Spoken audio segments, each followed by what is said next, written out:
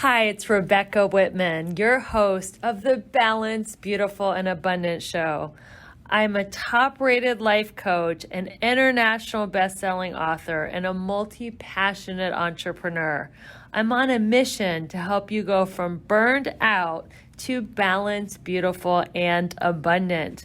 The experts on this show will help you achieve work-life balance so that you can experience abundance in 7 pillars of life: spirituality, health, emotions, romance, mindset, social, and financial life. When you have all 7 pillars of life in alignment, you are balanced, beautiful, and abundant. Let's go.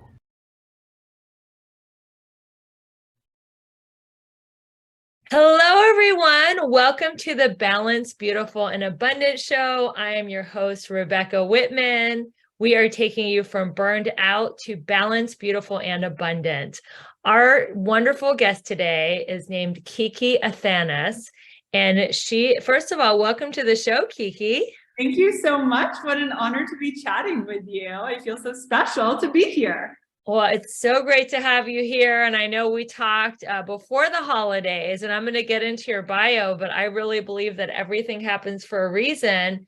And you wanted me to try these amazing gummies that you're the co-founder of a company that markets them. They're called Adapt Daily.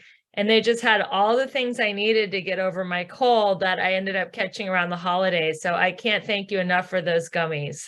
Oh, I'm so happy that they made their way to you in just the perfect time. I mean, God bless adaptogens. I love adaptogens. So let's talk about your wonderful bio. So Kiki helps smart women conquer emotional eating and practice healthy, balanced eating with consistency and ease. She created the gut-brain integration method to help women take control of their cravings and their hunger. Eating no longer feels like an eternal battle, and they can finally shed the excess weight. She's worked with hundreds of women to free them from food obsessed to balanced and confident about their bodies. Well, how perfect that you're on the Balanced, Beautiful, and Abundant show, and you're helping women to feel balanced and confident about their bodies. And so few women feel that way. Even the most beautiful, gorgeous actresses and supermodels, if you ask them what's wrong with your body, they could tell you in a second, right? Absolutely. And I love that I'm on the show because I love that the title also has abundance in it, because I always use that word with my clients in the sense of, mindset around food. It's like, get yourself out of deprivation and into abundance. And that is really the key, which I'm sure we'll get into. We'll get into that. But first, tell us your story with food. How did you get balanced and confident in your body? And what made you go from food obsessed to actually inspiring women to take control of their food obsession and finally gain freedom? Wow, it was quite the 180 flip around, because I very much was food obsessed. And even though on the outside it looked like I was just healthy and I loved, healthy eating and healthy living, it soon took a really unhealthy turn. And I eventually realized that, okay, my obsession with health is becoming unhealthy. And now there's a term for it. It's orthorexia. And I was the classic case. And I didn't really want to solve it, to be honest, until it started giving me actual negative side effects. So beyond just the sort of mental disturbance of knowing that I was thinking about food all of the time, and maybe there's more to life. But it wasn't until I started gaining weight and then losing weight. I had IBS. There was just certain things that it was debilitating in life. I even remember I was dating someone at the time and I broke it off with him because I felt like I'm so obsessed with eating and my gut, and I'm so prisoner to my bathroom that I literally just can't take on another thing. And so that's when I really realized, okay, I just want to learn how to eat normally again. And I don't want to give up my desire to be healthy and slender and fit, but at the same time, I just want to be able to go to a restaurant and kind of be like, this looks good, and eat it, and then not obsess about it for the rest of my life. And so I tried various things, but the real turning point for me was working with a coach who essentially shared a similar method. I've kind of changed it a little bit, but now I call it the gut brain integration method. And it really helps you drop back into the feeling in your stomach, into the visceral sensations that we have thanks to having a stomach, and really taking us out of our head and our head brain when it comes to eating and dropping into hunger and satiety. And it sounds so simple, but we, especially as women, lose that sense and that connection because we get so good at training ourselves out of it. We get so good at like, oh no, like I like this food because it's healthier. Like, oh no, I'm not hungry. It's 7:30. Like I can't possibly be hungry at this time. And so we just get so good at ignoring our cues and so my process is really about how do we bring them back because they're there. It's not that we have to recreate them or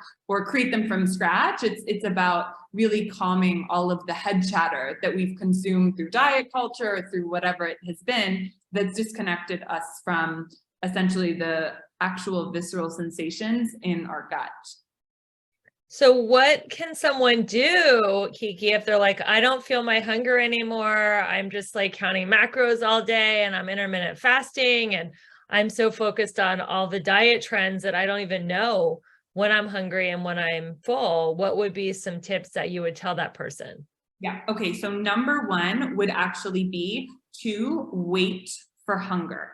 Because here's the deal, it will always come, right? And for a lot of us, especially if we're in any sort of deprivation or diet, we're very scared of hunger because it brings about this like emotional response as well, because it's like, oh my God, like you might be in deprivation, so that additional level of hunger is like very frightening, right? And so I would say neutralize hunger. Hunger isn't good or bad. Hunger isn't an emotionally traumatic experience. It's simply a feeling, right? We all remember when we were children and we felt hungry. It wasn't, we called out for food or we wanted food, or even if you think about if you're on vacation and you get hungry, but you're calm and everything's going well, and then you're hungry. Like you're not like, oh my God, I'm hungry, I'm gonna rip someone's face off. It's just hunger. And that's what is the first thing to really recognize is like hunger isn't good or bad, it's neutral. And we need to wait to experience it. And the good thing is it always comes. And if you've been eating in excess for a long period of time, maybe it'll take a little bit longer to come. I've worked with clients where it hasn't come in days. It's taken like 2 days before they've actually felt hunger, but it will eventually come. And then you can respond appropriately to it by eating. And oftentimes, as you said, you mentioned the macro thing, it's, oh, I have to eat every 2 hours. Oh, I have a workout, so I have to eat before this, blah, blah, blah. And we're not ever allowing hunger to just come. And hunger is a signal from the body that the body is chemically prepared to digest food. So it is inappropriate to put food inside of you if you are not hungry. And if there's, sometimes the kind of backlash I get on that is like, oh, but I just never feel hungry. Well, then the practice is to really reconnect with your gut, take time, slow down, and feel into the feeling in your stomach, because I guarantee you, if you don't eat, eventually you will feel hungry. It's not that you've lost it. It's just that, again, you've been super in your head. So neutralize the expectation and simply wait. And oftentimes it's all the head chatter of like, oh, but I should be hungry by now, or oh, but it's this time, or oh, but I'm going to go do a workout, so I have to eat. And rules of eating always end up leading to overeating. So drop the rules and wait for hunger is number one. What are your thoughts on some of the trends that are happening right now of ketosis and intermittent fasting and all the things, high fat, high protein, low carb? What is your opinion on that? So here's the thing. All of those trends actually have some truth to them, but unfortunately, they're like the tiny little bit of the truth is then, just purported by influencers and all of these things that we sort of lose the essence of it. Like, let's take intermittent fasting. Is intermittent fasting bad? Well, no, the essence of it is waiting to be empty, right? To digest all of your food and then allowing yourself to get to hunger before you eat again. That's essentially intermittent fasting, but we've turned it into this marketing thing of like, oh, like, only eat between 12 and 8, or, like, make sure you go a set number of hours. We don't have to go about it with that rigidity. We can take the essence of why is intermittent fasting healthy. It's giving your body a break to digest. It's meaning that oftentimes you're going to sleep so that you can detox and the brain can detox and do all those things without needing to worry about digestion. And the reason, oftentimes women feel good on intermittent fasting is because they're able to actually allow themselves to get to hunger. The problem is when we use it to check out of our body. It's like, oh, I don't have to think about hunger. I don't have to check in to see if I'm hungry or I'm full, anything, because I just follow timing. And that's ultimately putting you in deprivation and is not effective. So the good thing is like all these trends, you'll actually follow them if you just eat intuitively, but you won't need to try to do them. The more that you try to do the trends, probably you're going to mess them up anyways. But the good news is the trends that actually have substance and that are actually, I would say, good, you're going to naturally do them. Like, let's also think about, now balancing your glucose levels, having balanced meals, maybe, kind of watching your carbs and making sure that you're having protein and fat. Again, the good news is when you're eating intuitively, you wait for hunger. Do you feel like, a bowl of grapes, or do you feel like some chicken and rice and broccoli, right?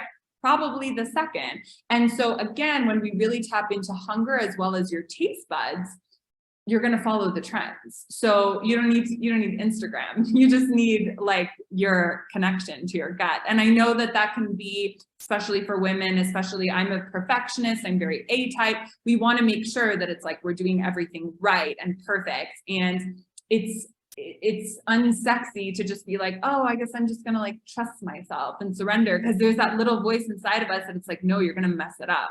Or no, you have to work a little bit harder than everyone else.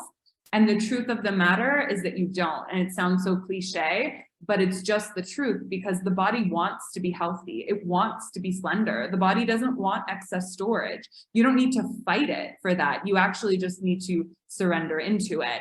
And it's that mindset shift of like, oh, this should hurt a little bit, or like this should be painful, but it's actually not. But do you think that all bodies are meant to be slender? I mean, aren't there certain body types that are not meant to be slender, that are like more Rubenesque or voluptuous? So here's the thing. I use the word slender because to me, slender means no excess storage, right? Do we have different body shapes? Absolutely. There are literally our bones, right? Like even if you just take out all the skin and all the meat, right? Like we will all have a different shape. And some of us are in larger bodies because we're in larger frames. Yeah. That 100%. Are we all gonna, eat intuitively and be French models? Absolutely not. Right? I wish. Actually, I don't wish. But that's just the truth of the matter. Am I saying that we all have the ability to be without excess storage? Yes. Am I saying that we need to be? No. Like if you are in a larger body and you have excess and you're like, I love myself and I like this and I feel good, awesome. Like that's great. I'm not saying like, no, we all have to like, be perfectly this, right?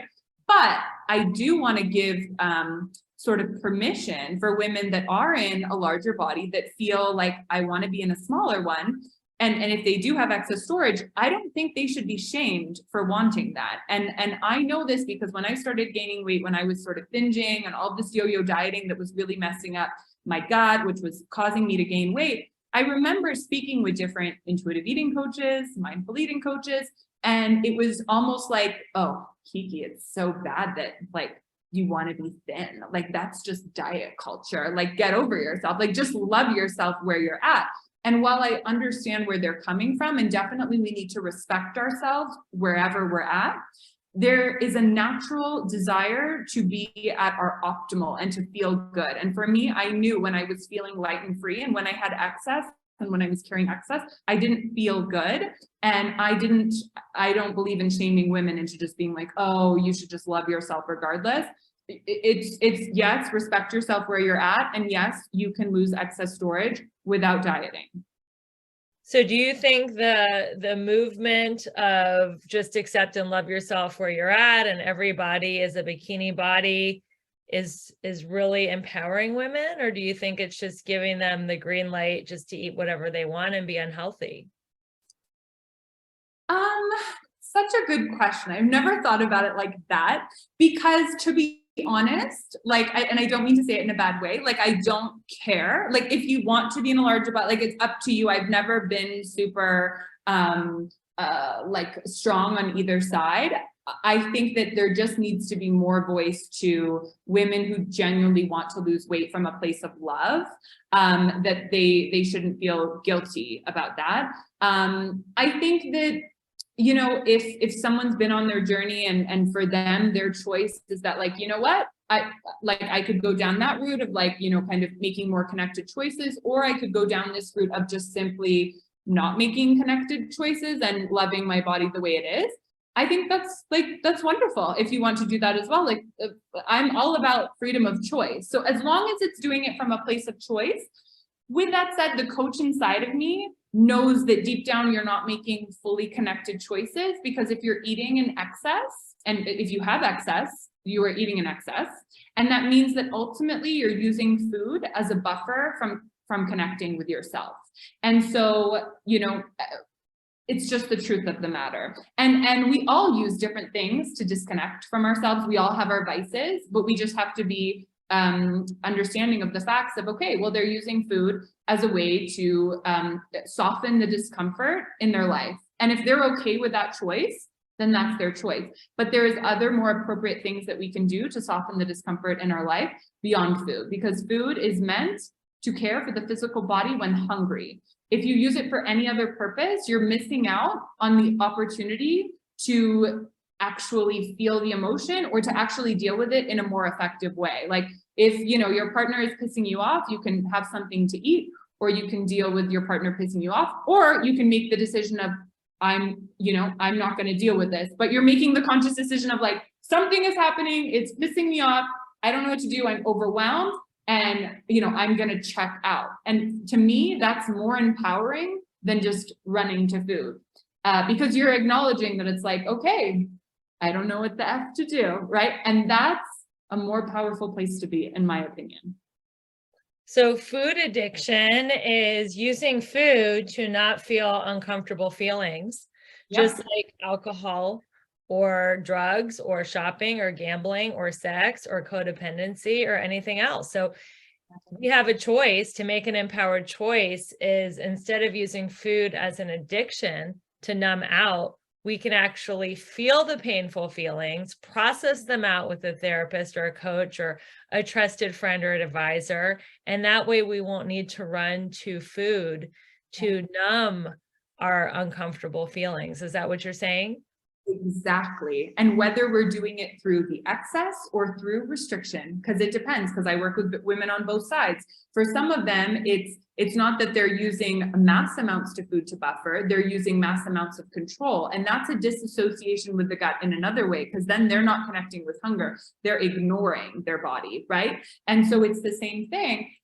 Whereas, you know, the truth of the matter is, if you feel the feelings, and I often don't use this in my marketing, because women come to me because they think they have a food issue or a gut issue, or I have IBS, or I have this weight loss. No one is like, oh, you know what? I think there's something going on with my life and I'm using food as a crutch, right? Some of them have a little bit of that awareness for sure, but most of the time it's not. And so they're telling me, oh, you know what? It's because now, like, I used to eat really low carb and now I don't eat low carb. I need to get back to it. I need to intermittent fast. And it's like, no, because we all remember, most of us, a time in our life when we ate the pizza occasionally, when we did, like, you know, we weren't necessarily fasting on a schedule or anything like that, and yet we were slim, we were fit, we were energized.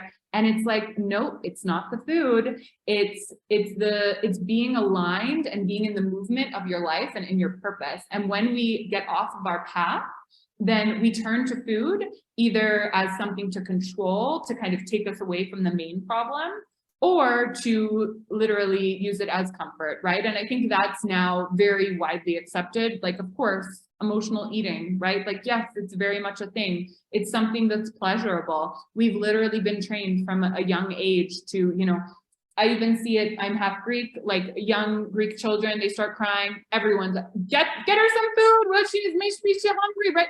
And we use it now, and even now as adults, oh, they're tired, oh, you should eat something, oh, you're this, oh, have this, or you're sick, oh my God, you need some chicken soup. We use food to fix everything, and food doesn't fix everything. Food fixes hunger. That's it. Everything else needs a different solution. Yeah. Well, I actually had a bout of anorexia in high school, and I was feeling so out of control because my first love dumped me and I couldn't get him back. And I felt so out of control that I started obsessing about food and how thin I was, because I'm like, well, I can't control if this guy comes back, but I can control how much food or how little food I'm putting into my body. So I like that you brought up the point that not only is food addiction actually being addicted to eating food, it can also be addicted to not eating food and the feeling of empowerment that can give someone in an unhealthy way. Absolutely. And I think that story needs to be told just as much, because especially with women that I work with that are on the more of the opposite side, where they admit to being overindulgent with food, they feel like they're so different than that person that's so restrictive. And after working with so many women, it's like, it's the same thing, right? And I use the exact same process with both sides of the spectrum. Even both sides of the spectrum. I've worked this past year, I've worked with some women that they're so scared about being thin. They want to be voluptuous and big, and their fear is like, oh my God, I'm too skinny, I'm going to be too skinny. They're setting alarms to eat more because they're waking up in the middle of the night to eat. Whereas, I always thought it must be the other way around, but it goes to show it's not the food, the body, it's all the mental head chatter that's disconnecting us from just responding to, am I hungry? What would I like? Because I always ask this question to women before I start working with them to know if it's going to work. I'll say, if you only ever ate when you were hungry and you only ever ate what you wanted, and then you stopped when you felt balanced, not full, but balanced, do you think that you would be at a weight that you didn't like? Do you think that you'd be either too weight or too big or too thin or whatever? And most women will say, well, actually, no, I'd probably just, I'd probably be good, right? And I'm like, yes, that is the truth that we're going to use as your value-based belief moving forward. Because whenever the head chatter comes in, all you have to do is remind yourself of that one sentence of, wait a second, I don't have to know all of these rules. I don't have to follow all of this stuff. All I have to do is, okay, am I hungry? Okay, do I like it? Okay, stop when I feel good and balanced. And as long as you follow that, you're going to be fine. And so we can use that to kind of rein us back in when we feel so overwhelmed with like, oh, what I should be doing, what I shouldn't be doing. It really comes back to just taking care of yourself. And that's boring. It's not intense. We're addicted to intensity. We're addicted to optimization. We're addicted to this high level of, like cortisol, whatever it is. And so this, intuitive eating, taking good care of yourself, it's so blah. Like, it's so anticlimactic. Like, it's like, it's almost depressing because we're like, oh, right. And I know for me, I spent so much of my time thinking about eating, thinking about not eating, strategizing, like, oh, okay, I'm not going to have this muffin, but I can do it with the buckwheat and this and that, and blah, blah. And then once I got my time back, I was like, oh, like, this is so boring. Like, I just eat what I want and then I move on. Like, what is it that I'm here to optimize? But we need to recognize that it's like, we are already whole and complete. Like, we don't have to maximize the utility of everything we do in life because it's exhausting. And the more that we surrender into, this bore that is life, actually we get all the benefits that we were chasing anyways. Actually, our skin clears up and we come back to, a balanced body and all of these things, but we can do it from a path that's super blasé. And we don't have to do it in the really intense way. So you say that people should stop eating when they're balanced. I heard you should stop at like 80% satisfaction. What is it to you when people should stop when they're balanced? Where is that on a level of satiety? Yeah, so I use with my clients, I use the hunger scale.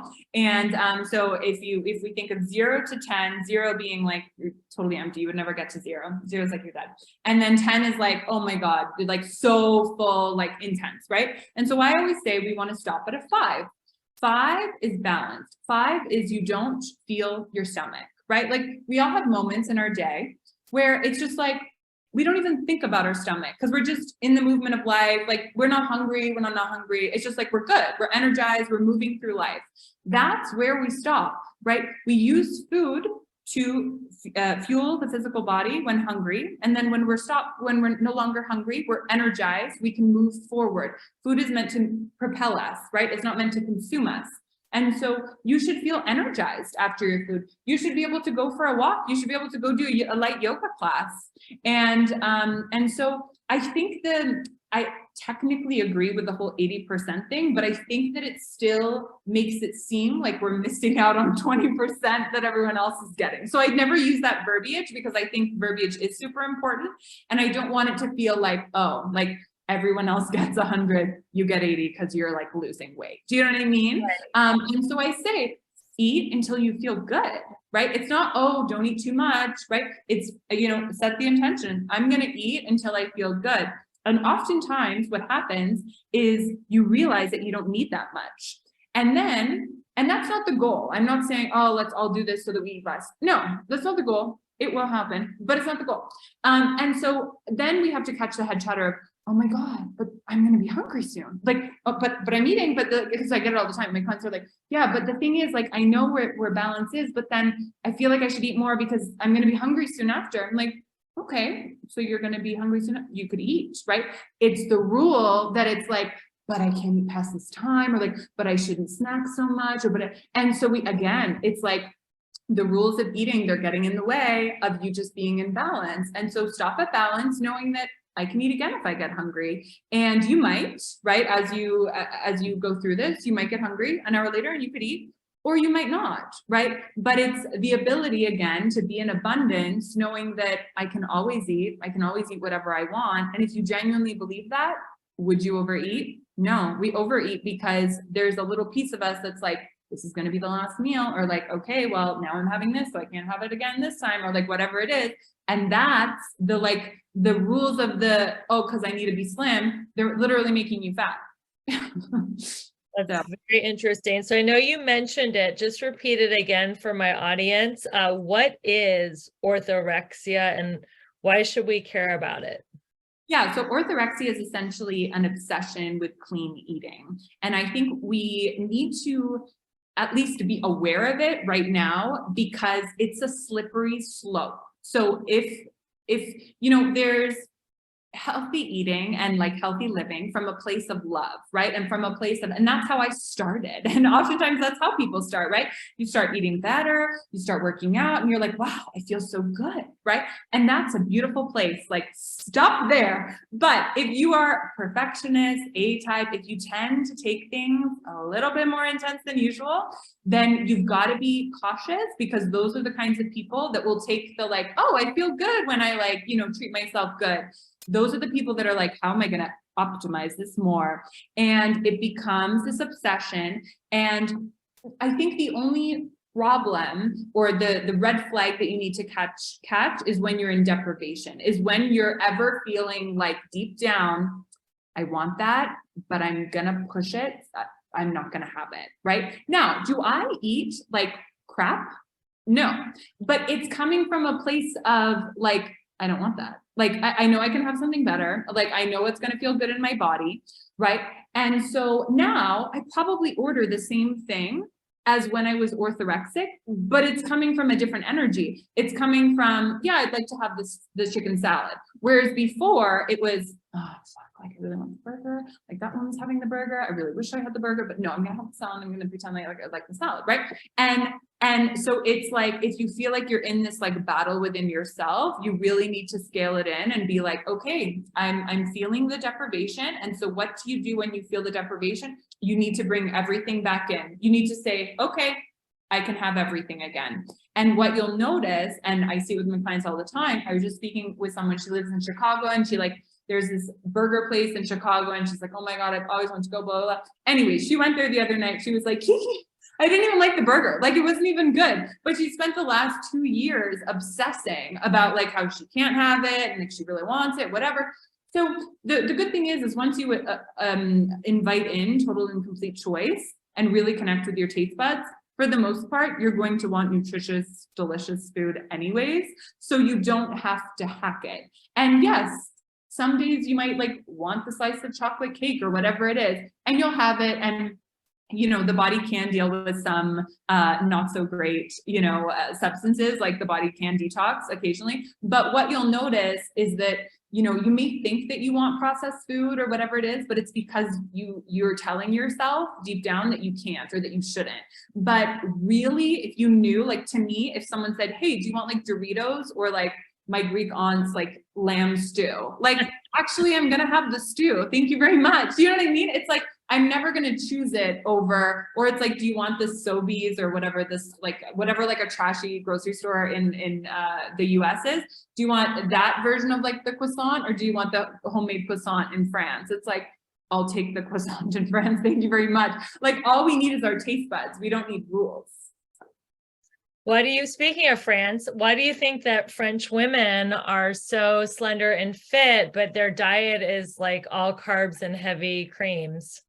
So happy you asked. I don't even know, did I prep you for that question? Because it's so good, because I use it in my course. I use France as the example because it's the perfect example of how we've all got it wrong. In America, North America, whatever, it's like we're all so obsessed with health, with superfoods, we're buying all the supplements, we're putting all the green things in all of our green juices, whatever. Yet we're all like, I need to lose weight, I need to get fit or whatever. And then in France, gluten, dairy, refined sugar, and smoking. Yeah, smoking, and they're all like living their best life. I don't know, but you know, they're all generally slender. And so what are the key factors there? Number one, they're separating food from the movement of their life. What do I mean by that? They're not eating on the go. It's the culture there is you sit down, you put your body into rest and digest. You're taking a break from life to eat. You sit. Unfortunately, now in the past few years, because of McDonald's and all this stuff, we're kind of trying to bring the fast food culture of like on the go thing. But for the most part, you know, the true French, it's they stop to eat. And so, you know, how can we apply that where we are? Okay, make sure that you're separating food from the movement of your life. It's not I'm eating while I'm on a Zoom. It's not I'm eating while I'm driving the kids to school or whatever. I can eat when I can take time to eat. And if you don't have time to eat, you need to figure out your life, because if you literally do not have time to sit down and like fuel yourself to keep yourself alive, like there's some other problems that like need to be. There's some priorities that are mixed up. Exactly. And so it's the stopping, and it's, I would say, because they're stopping, they're able to tap into, okay, when I feel like it's enough, and they're eating delicious food, right? So they're not volume eaters where they're trying to hack like, oh, like I won't have a croissant, I'll just have like all of this like bowl of kelp. Like, you know, it's like, no, like they're having what they like, they're stopping, and then they're moving on with their life. They're closing that eating occasion to get back into life. And when you have something that you enjoy, you can actually then move on with your life, right? And then wait for hunger, right? And so I think that's another key determinant. It's like, how can you start separating food from the movement of your life? If you're doing it while you're distracted or while you're on the go, that is number one. That will change your life. It'll change your digestion, everything. It's setting the intention to, I have to stop to eat. And we all have that head chatter of like, I don't have time. Yes, you do. If we're truly hungry, are you going to eat 17 times every day? No, like it's going to happen a couple times. And if you can't take 10 minutes to sit down at a table and do that, then again, bigger problems to address. But they are allowed to eat while they're listening to the Balanced, Beautiful, and Abundant podcast. Of course. Okay. Sitting while they're doing it. Yeah. So why might you want to, is this what you just answered? Why might you want to stop clean eating? Are you trying to say to be a flexitarian and not be such a clean eater, that being a clean eater is not balanced? Is that kind of the point that you're making there? So what I'm saying is you'll be a clean eater if you just stop trying to be a clean eater. And if you start, so I always use the verbiage because I'll hear my clients say like, oh, like I ate healthy or whatever. And I'll say, no, connected. You made connected choices. And so I just want to change again the verbiage from, oh, I'm a clean eater. I'm a connected eater. I'm making connected choices. When you're connected, you're making clean choices. Do you know what I mean? But clean, it has this, it's again, like just like the intermittent fasting or whatever, it's sort of giving you this free pass to like check out. It's like, I don't need to like think of what I feel like right now. I'm just going to eat clean. But guess what? Clean might be very different for me based on my age, my activity level, my time in my cycle. All of those things are, are going to be so different versus someone else. So how can what's clean for one person be clean for another, right? And so we're all so different. We all have a completely different microbiome. And so, we really have to tune in. And I think that's also can be scary because we want the answers, right? The answers are within. And I know it sounds so cliche and so annoying. Like I remember when it's like, please, like, can I just pay someone to tell me the answer though? Unfortunately, you can't because no one else has access to your stomach but you. And so you really have to tap in. And I see it with my clients, that are low in a certain nutrients, like, oh my God, now I'm just craving lentils. And then I found out that, I needed this, whatever. It's like, yes, but again, we have to surrender into it. But if you were following, I don't know, like paleo, someone might have said like, don't eat lentils, right? And so everything's always changing, especially as women, especially because of our cycle, and that's why I'm not against the trends, because there are times in our cycle where it's sort of, we can fast for a little bit longer. And then there are times when we should be having more carbs, right? Because that's what we need. And then there are times when we don't really need that many carbs, right? And so the good news is you don't need to learn it. You can just tap into it. It's always there. So this is the last question. This has been a great interview. I really like connected eating versus clean eating. I'm going to incorporate that in my lifestyle. What is the biggest myth in the health and wellness industry right now? I guess I would just say that there's still information to be taught. I think that like overall, there's still this energy of searching specifically around like, okay, like what is the healthiest food? What is the healthiest diet? There's still this urgency to like figure it out. And ultimately, like to me, the answer is so clear, like that you can only figure yourself out in this particular moment. Like that is the answer. We can't market that, so that's not available or sexy or a moneymaker. But I think that's the biggest myth. It's that we still have with enough science, with enough testing, with enough still nothing. Do you know what I mean? It's still just a matter of you truly tapping in, and that will never be replaced by more information or more studies. Really, really good. Well, Kiki, I have really enjoyed our time here, and I know that my listeners are going to want to keep in touch with you. Where can they find you on social media? Amazing. Thank you for asking. And it's been so fun. So my Instagram is Kiki_Athanas. My website is Kiki Athanas, and everything is Kiki Athanas. It's my name. Yeah. Amazing. Well, listeners, I know you got so much out of this. If you know someone who is struggling with food addiction, obsession, anorexia, bulimia, being obsessed with clean eating, which is, we learn orthorexia, and just a fixation on food in general, either the plus or the negative or anything in between, the macros, send them this podcast, give them freedom. Why wouldn't you want to give someone freedom? I used to have a best friend that every time we went out to dinner, she had an app that she had to pull up and she was counting calories. And I just felt sorry for her because here we are, we're in Hollywood, we're at a hot spot. We were like both single, we're trying to like, you know, look hot, meet guys. And she's like in her phone counting calories. And I was just like, oh, I wished that I could give her more freedom. So if you know anyone like that who is a slave to their scale or to calories or macros or any of the food trends, please send them this podcast. It'll take you 2 seconds to copy and paste the link.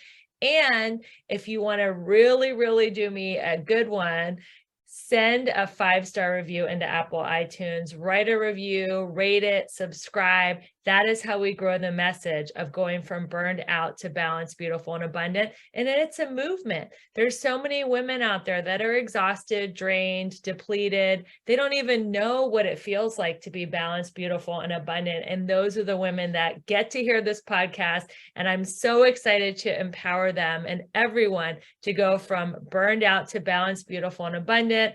I'm your host, Rebecca Whitman, the Magnetic Abundance Mentor. Stay tuned for another inspiring guest. And until we meet again, keep your vibe high and your hands clean. Bye, everyone. Bye. Thanks, Kiki. Thank you, Rebecca. Oh my goodness, that was so fun.